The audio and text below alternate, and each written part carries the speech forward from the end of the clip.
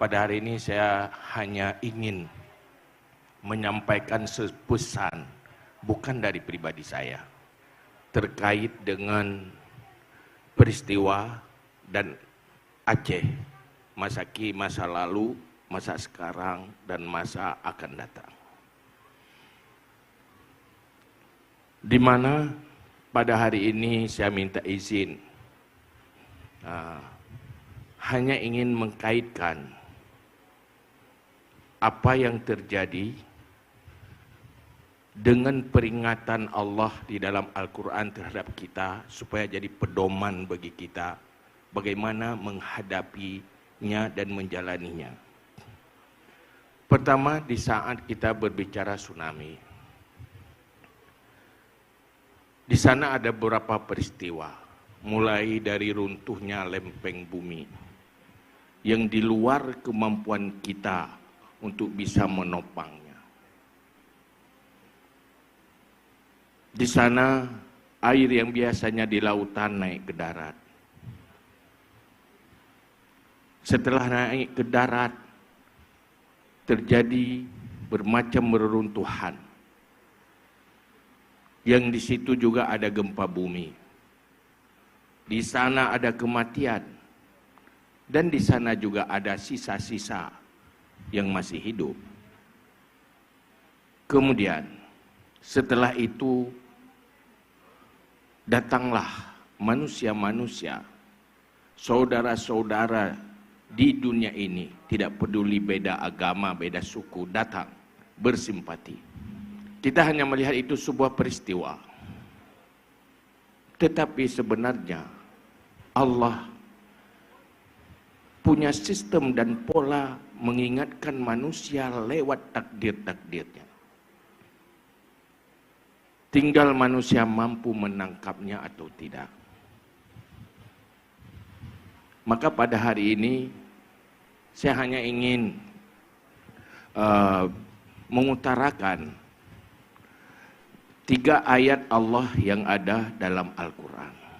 Di dalam surat Al-An'am. Nanti kita akan kaitkan dengan peristiwa yang terjadi di alam ini dan juga khusus untuk Aceh. Pertama, Allah dalam Al-Quran berfirman, sungguh kami telah mengutuskan kepada umat sebelummu, wahai Muhammad, dan kami takdirkan bagi mereka peristiwa ba'sa wa dharra, yaitu problem di dalam hidup, kepahitan dan bencana, kesusahan, bermacam persoalan-persoalan krisis di dalam kehidupan, ba'sa wa dharra. Apa tujuannya? La'allahum yatadarra'un. Kami takdirkan itu supaya mereka tadarrung, insaf, patuh, taat, mengikuti risalah Rasul. Kemudian maunya falaula idja'ahum ba'suna tadarra'u. Maunya semestinya kalau sudah datang bala dan cobaan dari kami, tadarra'u, insaf, sadar. Walakin qasat qulubuhum, tetapi hatinya sangat keras. Hatinya sangat membatu. Fazayyana lahumus syaitan. Pada hati yang keras maka datanglah godaan syaitan. Menghias, menggoda, memperindah apa yang mereka lakukan. Artinya mereka melakukan bermacam kemungkaran, bermacam dosa, bermacam maksiat. Tetapi terasa itulah sebuah keindahan dan kenikmatan. Malah itu sebuah kesuksesan. Begitulah manusia yang hatinya yang sudah keras. Kemudian apa setelah itu?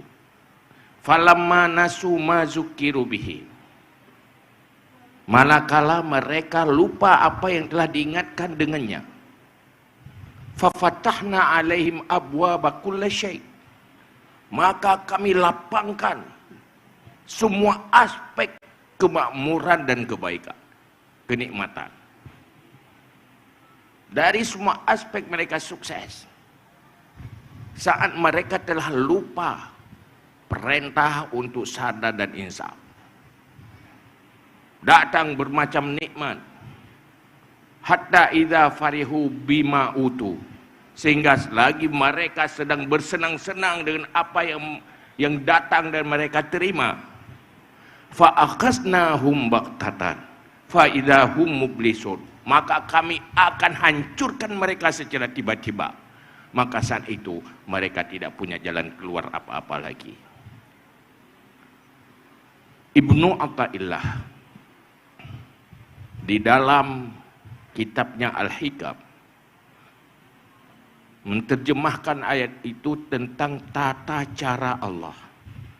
Bagaimana Allah mengingatkan hambanya. Bagaimana pola Allah menggiring, memerintahkan hambanya lewat takdirnya, tidak lewat wahyu, karena mereka bukan para rasul. Maka di sana Ibnu Athaillah mengatakan, Allah memanggil manusia untuk mendekat kepadanya. Pertama diberi dengan kemudahan. Saat mereka lagi hidup, datanglah Rasul memerintahkan mereka untuk berbuat kebaikan dan menyadarkan mereka menjauhi dari kemungkaran dan dosa-dosa.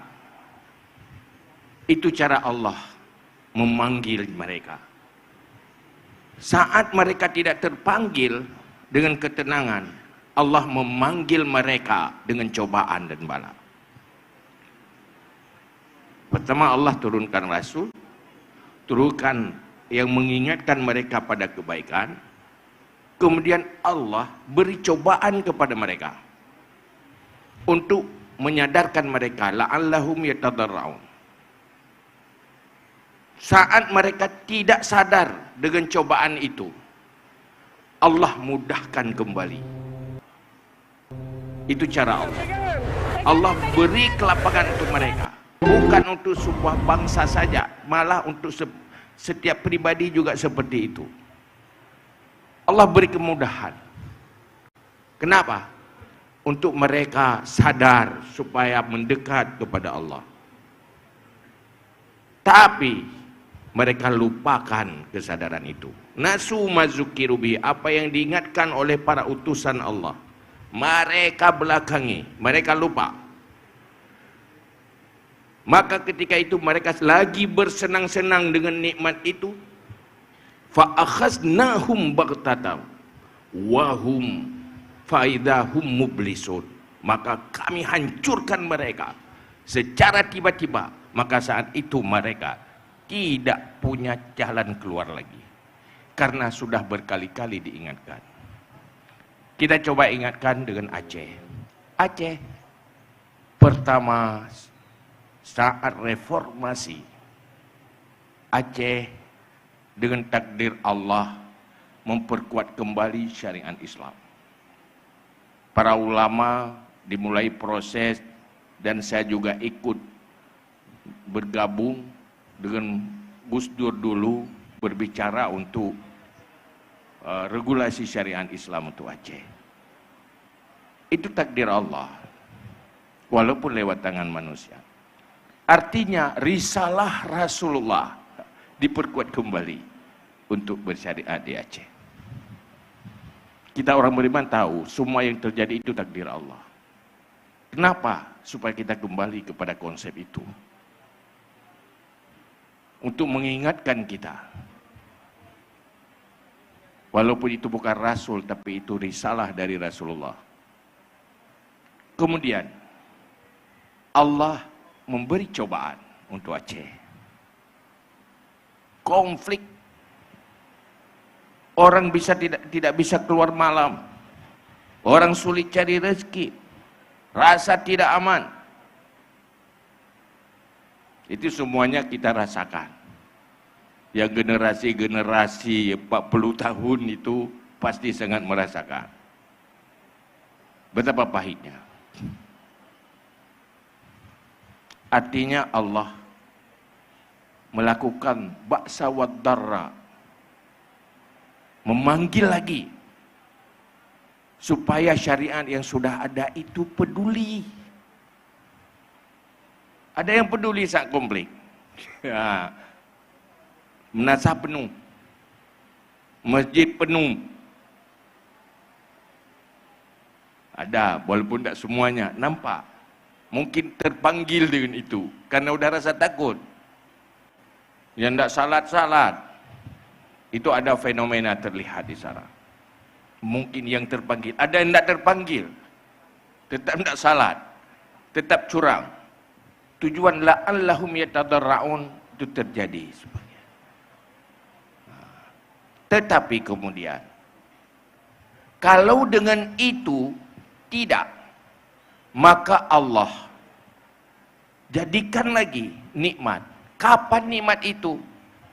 Pertama, ba'sa wa darra, konflik, tsunami, gempa bumi. Setelah tsunami, datang lagi nikmat. Harta berdatangan dari luar negeri. Dari saudara-saudara bantuan yang dulu tidak punya rumah sama sekali sudah jadi punya rumah. Yang korban pasti tidak perlu rumah lagi. Artinya dalam nikmat kembali. Nikmat bermacam bantuan, dapat perdamaian. Itu sebuah nikmat. Tetapi ingat itu. Jangan sampai lupa. Jangan sampai lupa apa yang diperintahkan oleh Allah. Kalau lupa, ada peringatan lagi. Falamma nasu ma zukkiru bihi fatahna alaihim abwaaba kulli syai'. Jangan sampai kita termasuk di sana. Saat lupa kepada perintah Allah untuk menjadi orang baik, berperilaku baik. Fatahna alaihim abwaaba kulli syai'. Kami buka segala aspek. Tetapi jangan sampai itu ada sebanyak kurang lebih karena ketidaksadaran dan keinsafan. Ujungnya malapetaka menunggu. Kalau nikmat tidak disyukuri, tidak menggiring kepada kesabaran, fa'akhadnahum baqtatan, maka kami akan hancurkan mereka tiba-tiba. Inilah hal yang menakutkan kita. Maka oleh karena itu, dalam peristiwa ini, kita tahu, ada katanya musibah. Boleh. Tetapi, ada yang nikmat dalam musibah. Dari hancur lempeng bumi naik air ke darat. Kemudian, hancur roboh oleh gempa bumi seluruh bangunan. Di sana ada yang mati, di sana ada yang hidup, di sana anak-anak kecil yang kehilangan orang tuanya. Bermacam peristiwa terjadi. Dari semua rangkaian itu, yang benar-benar bencana itu yang mana? Maka Pak Gub tadi bilang, ini bencana, sadar bencana. Bencana lebih umum nih, tidak bencana tsunami saja. Kalau inflasi juga bencana katanya. Karena itu jadi beban, jadi masalah. Artinya sadar bencana.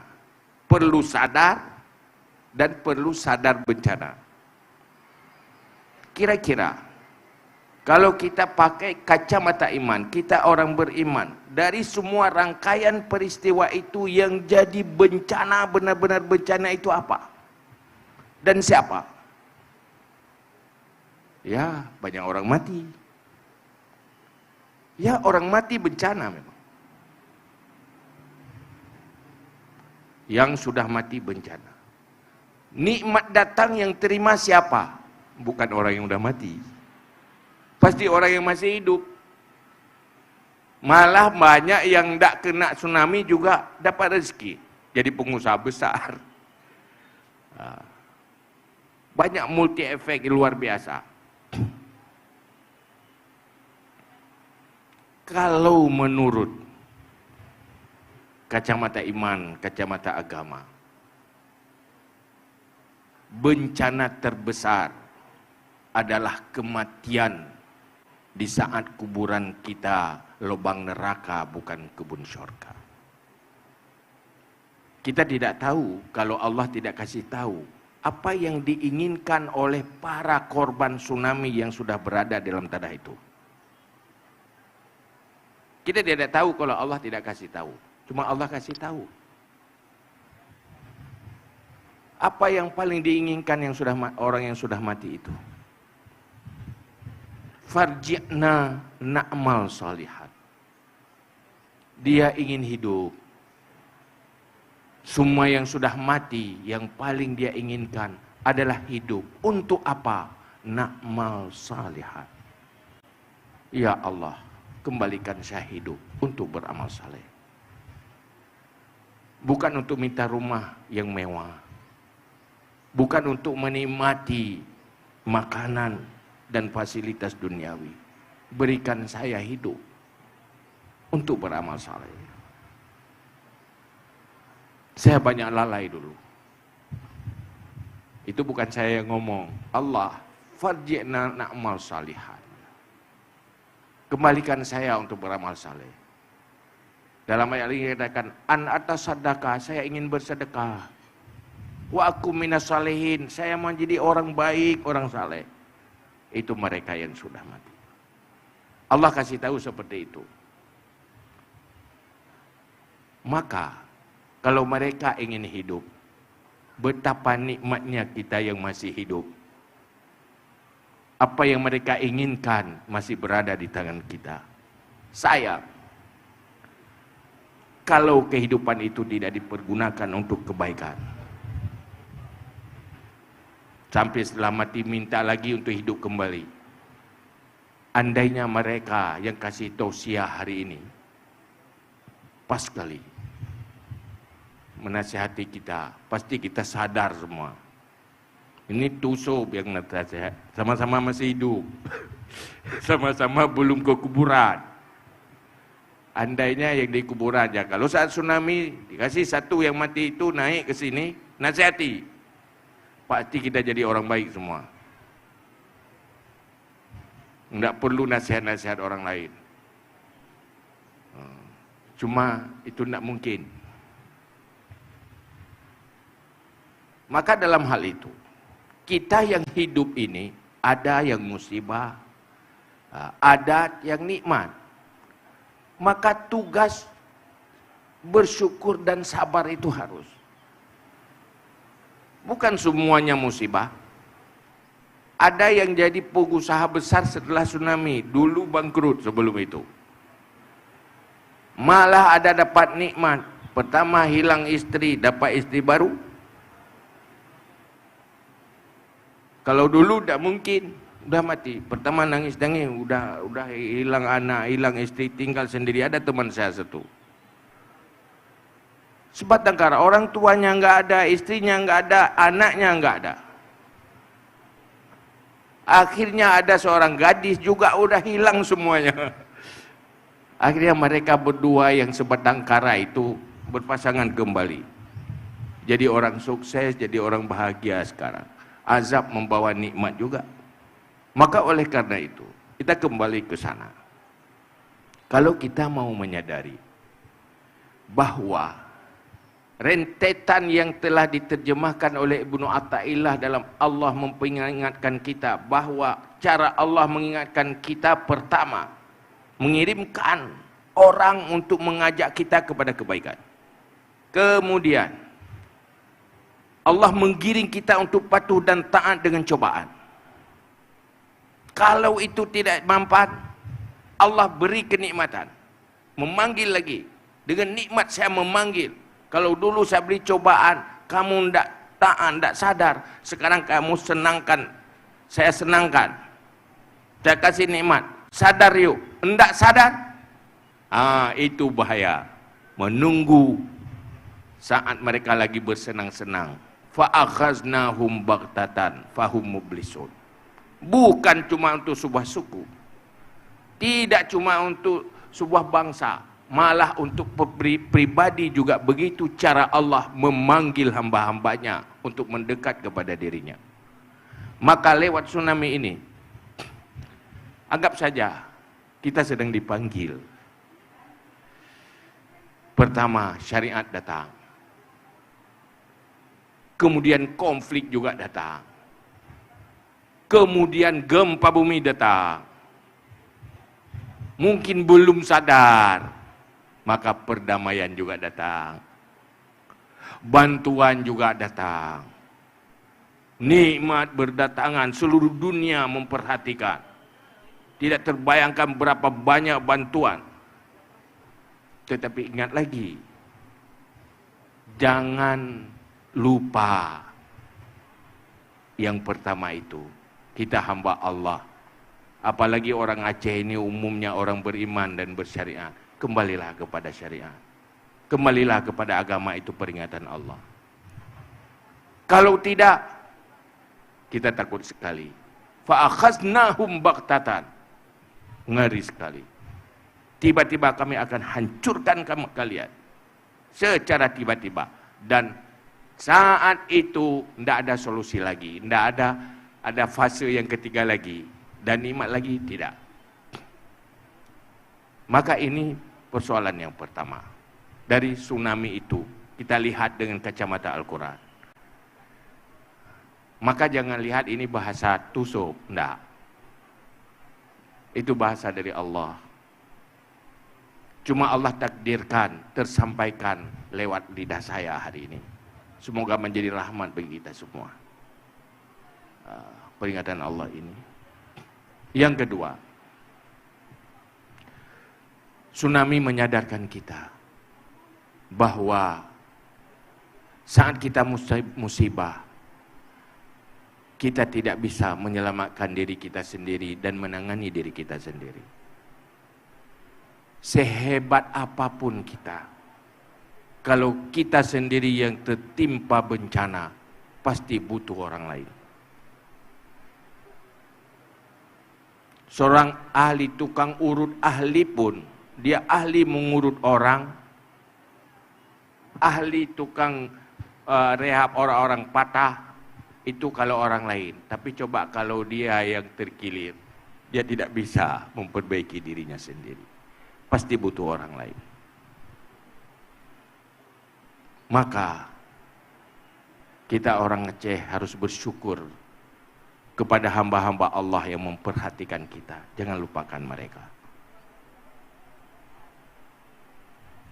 Karena Allah mengancam kita, "Malam yashkurin nas lam yashkurillah." Siapa yang tidak bersyukur kepada manusia, dia tidak bersyukur kepada Allah. Rupanya dengan kebersamaan, semuanya bisa tertangani. Maka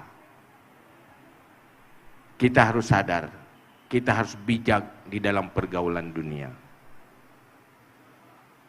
Kita butuh orang lain.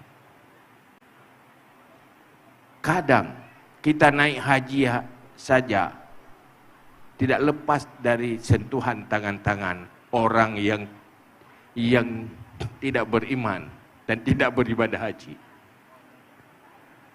Pesawat yang buat orang yang anti haji lah.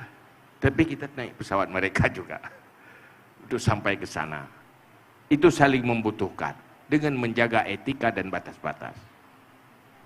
Yang kedua, hal yang paling menguntungkan bagi kita orang beriman. Kita sadar saat tsunami terjadi, rupanya bangunan negeri yang dibangun walau ratusan tahun bisa hancur 15 menit. Rumah mewah, kita proses cari rezeki, bertingkat, tiba-tiba 15 menit lenyap, nyawa hilang, tubuh kehilangan nyawa, nyawa juga kehilangan tubuh. Tapi ada sesuatu yang tidak bisa hilang oleh tsunami, malah tidak bisa hilang oleh runtuhnya langit. yaitu iman dan amal saleh. Langit runtuh, matahari jatuh, bumi terbelah jadi air, iman dan amal saleh tetap akan kekal membawa kita ke syurga.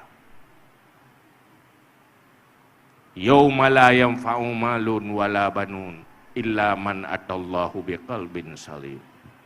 Hari yang tiada manfaat lagi harta dan keluarga kecuali Allah, orang yang mempunyai hati yang sehat sejahtera, yaitu beriman dan berakhlak, beramal saleh. Itu bangunan yang tidak hancur sama sekali, walau tubuh jadi tanah. Apapun yang terjadi, walau tsunami menenggelamkan seluruh dunia, itu yang mengekalkan kita. Maka bagi kita orang beriman, tidak ada bencana selain bencana iman dan bencana moral dan akhlak. Itu bencana yang menjadi bencana abadi. Maka keberuntungan itu yang perlu kita sadari. Rumah kalau tidak hancur oleh tsunami, hancur oleh kematian kita.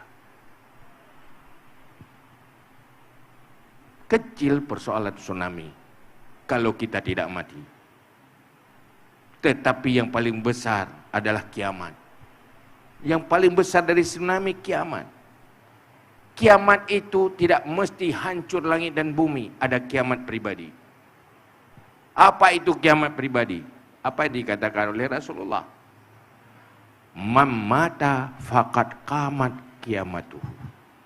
Siapa yang mati, maka sudah terjadilah kiamat untuk pribadinya. Itu sudah kiamat. Tidak ada lagi dunia bagi dia. Tidak ada lagi rumah, tidak ada lagi pakaian, tidak ada, semuanya sudah tidak ada. Matahari tidak bersinar lagi pada dirinya. Itu sudah kiamat. Itu yang paling kita takutkan. Tetapi ada yang membahagiakan kematian dan menyukses kematian. Itulah iman dan amal saleh kita. Maka kalau berbicara tsunami, berbicara tentang kehancuran. Orang beriman tidak pernah takut dengan kehancuran dunia. Karena kalau dunia tidak hancur, dia sendiri yang akan hancur, jadi bangkai. Boleh dunia ini tetap kokoh, tidak hancur-hancur. Anda, kita ini apa gak hancur? Hancur jadi makanan cacing, jadi makanan ulat. Yang tidak hancur apa? Iman yang benar, amal saleh. Maka berbahagialah bagi orang-orang yang beriman. Ada sebuah bangunan yang tidak akan hancur untuk semua, sekapan saja. Kalau bangunan itu sukses kita bangun, maka mari negeri yang bersyariat ini kita bangun akidah dan akhlak yang benar, yang tidak hancur oleh tsunami, dan akan terwarisi untuk generasi-generasi kita. Maka oleh karena itu, pada hari ini kita melihat kematian untuk ingat diri kita juga akan mati. Kita melihat tsunami, bahwa walaupun bangunan 100 tahun kita sudah bangun, boleh hancur kapan saja. Maka bukan kita tidak membangun karena ingat itu, silakan membangun. Tapi jangan lupa, di samping itu bangunan yang paling utama adalah bangunan iman, moral dan akhlak yang membahagiakan siapa saja, sukses hidup, sukses mati. Karena orang beriman, dia bisa sekali hidup menyelesaikan dua persoalan. Persoalan hidup itu sendiri dan persoalan setelah hidup.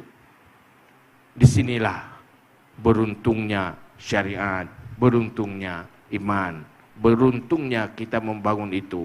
Artinya bisa menyelesaikan semua persoalan. Karena kita tahu agama hadir untuk menertibkan dunia demi tertib akhirat. untuk hasanah fid dunya dan juga hasanah fil akhirah. Dia menyelesaikan dua persoalan. Kalau ada orang beriman bermasalah dengan dunianya, masih dipertanyakan imannya. Kalau orang Islam bermasalah di dalam kehidupannya, dipertanyakan Islamnya. Mungkin dia tidak tahu Islam, atau dia tidak cinta Islam. Maka saya di semua forum ingin mengatakan, aneh kalau semua aspek kehidupan di Aceh bermasalah, sementara dia menggaungkan konsep syariat Islam. Kita tahu, syariat itu tidak cuma di masjid. Bagaimana interaksi sosial dengan tetangga, bagaimana interaksi di dalam rumah tangga, bagaimana tertibnya kehidupan dalam lingkungan. Sayang, konsep-konsep ini tidak disampaikan kepada umat Islam. Mungkin dia hanya tahu taharah, tahu ibadah, tapi tidak tahu aktivitas halal haram di dalam semua aspek kehidupan. Maka mari kita mulai generasi-generasi kita transfer pengetahuan Islam secara memadai. Sampaikan Islam secara benar dan memadai. Insya Allah mereka jadi bangsa yang kuat. Jangan jadi bangsa yang lemah. Kita dulu ingat, kalau sekarang sering kita bicara takut, kita buka wisata, datang orang-orang nanti yang tidak jelas, merusak generasi kita. Kenapa? Karena kita sendiri tidak imun. Dulu masa perang salib Salahuddin Al-Ayyubi, saat orang salib ingin perang di Laut Merah, orang Islam dipimpin oleh Panglima Salahuddin Al-Ayyubi, di situ terjadi persentuhan peradaban Islam. Mereka melihat orang Islam santun, mereka melihat orang Islam jujur, mereka melihat di saat orang itu salat, tokonya tidak perlu ditutup, aman, tidak ada yang curi. Bagaimana interaksi mereka, bagaimana perilaku sosial mereka, bagaimana moral dan akhlak mereka. Maka di sanalah mereka tertarik dengan Islam, masuk Islam. Rencana pertama ingin berperang, akhirnya masuk Islam. Kalau kita bukan, takut kita diwarnai oleh orang lain, bukan kita mewarnai yang lain. Mungkin karena kita tidak imun, kena virus, cepat kena virus, kena flu. Lebih cepat kena virus iman dan akhlak ketimbang virus corona. Karena tidak imun. Maka suntik imun ini perlu. Maka hari-hari ini, peringatan hari ini, kita semakin imun. Imun dalam arti hidup di dunia itu bahagia, baik, sejahtera, dan kemudian kuburan kita menjadi kebun syurga. Mati sukses, hidup sukses. Mati yang sukses adalah saat mati menuju kuburan Raudhatum min Riyadil Jannah.